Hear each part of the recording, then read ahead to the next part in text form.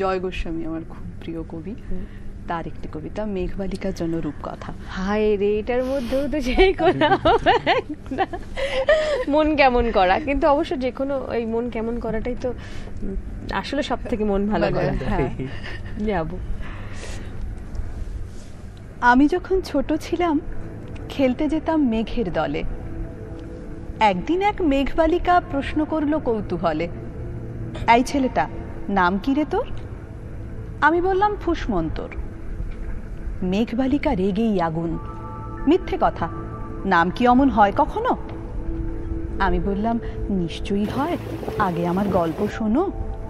সে বলল শুনবো না, যা, সেই তো রানী, সেই তো রাজা, সেই তো একই ঢাল তলোয়ার, সেই তো একই রাজার কুমার পক্ষীরাজে, শুনবো না আর, ওসব বাজে।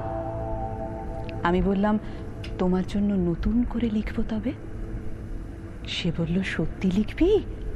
বেশ, তাহলে মস্ত করে লিখতে হবে, মনে থাকবে লিখেই কিন্তু আমায় দিবি।